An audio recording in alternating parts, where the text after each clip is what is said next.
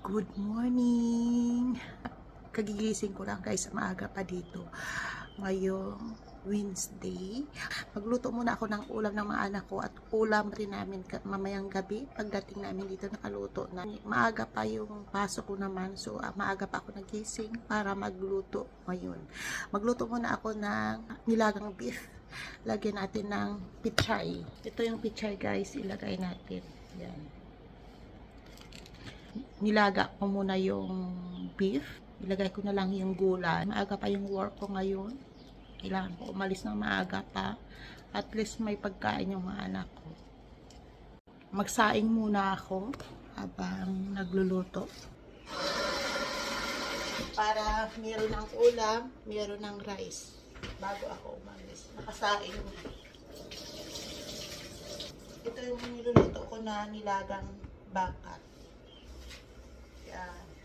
Ganyan tayong mga nanay. Magsaing muna, magluto muna bago pumunta ng work. Ito na yung ating pichay. Hugasan ko muna.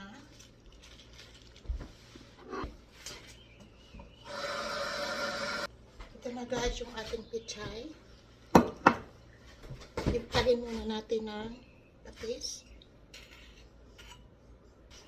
Ilagay na lang natin yung ating pichay. Nagmamadali na po ako dahil may pasok pa ako guys. Maaga pa. Yan, maulan pa dito. Ilagay na lang natin yung ating pichay sa ating nilaga.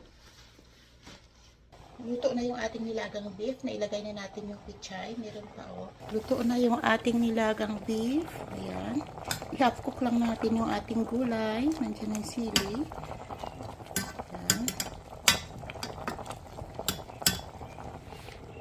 Nilagang beef. Ayan na guys, yung ating nilaga.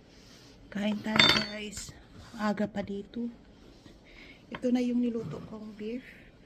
Magkain muna ako bago ako umalis papuntang work. Konting rice lang. Yung mga anak tulog pa. So nagluto muna ako. Ito yung aking rice. Ito yung aking niluto beef. Ayan. Kain muna tayo guys. Makahigop tayo ng sabaw.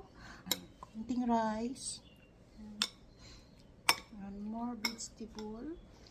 Napcook ko lang ng gulay. Tapos na ako kumain guys. Nagpiprepare ako na aking baunin. Ito naman, nagluto ako ng egg. And then, ito naman tinapay.